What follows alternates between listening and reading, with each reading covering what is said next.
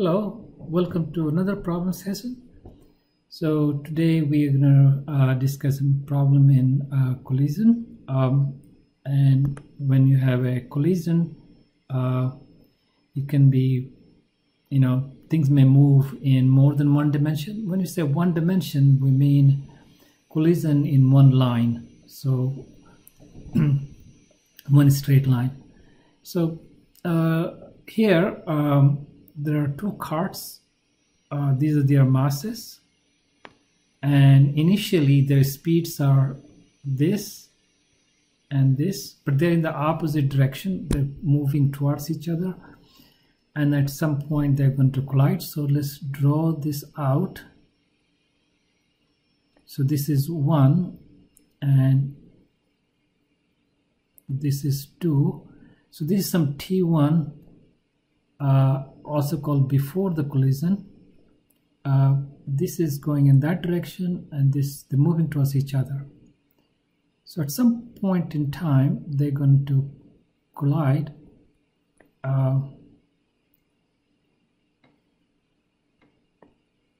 So this is the time they're colliding, so let's call it t equal to 0, and this t1 is less than 0. And this is, we call it, we call it before, we call it at collision. And after collision, it says that this is the number 1 and this is the number 2.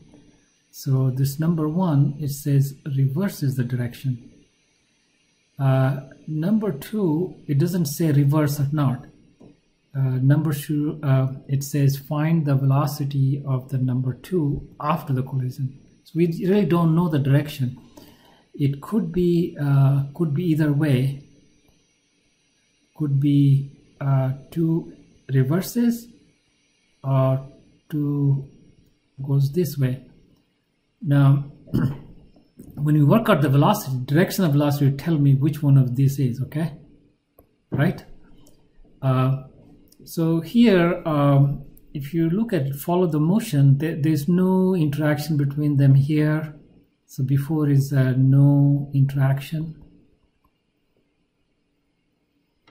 and this is the time when there is interaction. There internal force between A and B, 1 and 2. So this is all internal force, the 1 on 2 and 2 on 1. So this will not change momentum because momentum is the combined momentum. This will not change the combined momentum, right? And so there is no interaction. This is after, and that's T2 greater than 0. So this is also no interaction. So all the interaction is over here, and it is all internal, which says as you know from theory, like if you look at the combined system, the momentum of the combined system will be the momentum of the combined system. Momentum one will change. This will be different from that, and this will be different from that. But the momentum of the combined systems, you can see already the momentum of this guy is not the same as the momentum of this guy. The direction is opposite, and momentum is the vector quantity. So momentum has changed.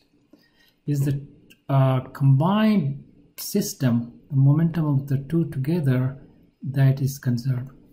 So the principle that we identify, principle is P1 plus P2 before equals to P1 plus P2 after, right?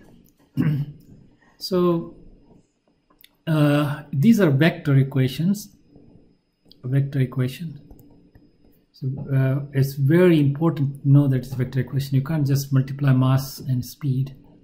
So we go back here and decide which way is going to be positive x-axis. So we say this direction is going to be positive x-axis.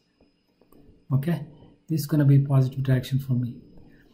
So when I go inside here, you can see that this v1x is going to be greater than 0, and this v2x will be less than 0, and this v1x prime, let's call it prime for the after, is going to be less than 0, and this one we don't know, so we just leave it like that. We don't know the plus or minus. So if we find positive, then it's like that. If negative, then it's like that. So we need to first find it and then interpret it, right? So this equation for the x components is m1 v1x plus m2 v2x equals m1 v1x prime plus m2 v2x prime. And now we can actually put the numbers, and we can use the mass in grams. It's okay because all the quantities have the mass in them, so the unit will cancel out. And then the speeds can have meter per second, so all the units will cancel out. So this will completely all the units, so we don't need to keep track of it. So this is 200 and v1x is 10 because this is positive, this remains positive, and m2 is 300 minus 15. This is, be careful, this is a source of a lot of mistakes by students. This is where they messed up. They mess up this step about this being negative, positive, which is positive. M1 is 200, and then we should always, the one that requires work, we should put in parentheses so we keep track of it. This is going to be negative, and it is saying speed of 8 minus 8, and this one we need to figure out which way it's going to go. So this is the one we need to figure out. 300 v2x prime. So we solve it and we're going to get the answer, right? You can already see I don't need to carry these hundreds, and this hundreds is going to go away. Don't need to use that.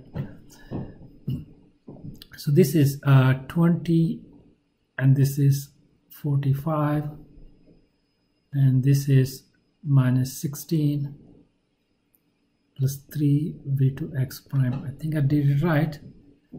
Okay, so the left side is minus 25.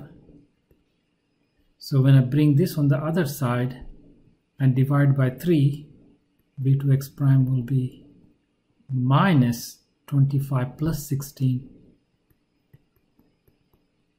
over 3, and that's actually minus 9 over 3 equals to minus 3 meter per second. So actually it continues to move. We find that it continues to move in. This is correct because this is negative. So after collision, the second one actually has enough momentum to move the other guy, reverse the direction of the guy, and still continue to move. Okay, so the answer will be 3 meter per second, and in its original direction. It didn't flip the direction. Okay, just to recap, we needed to identify this principle and be careful that this was a vector equation, and then we picked a positive direction for x-axis, some x-axis, and so we just look at the x equation because everything happening in x direction. And then we had to be careful about which is positive, which is negative. These guys have come with sign with respect to the axis because of projection on the axis.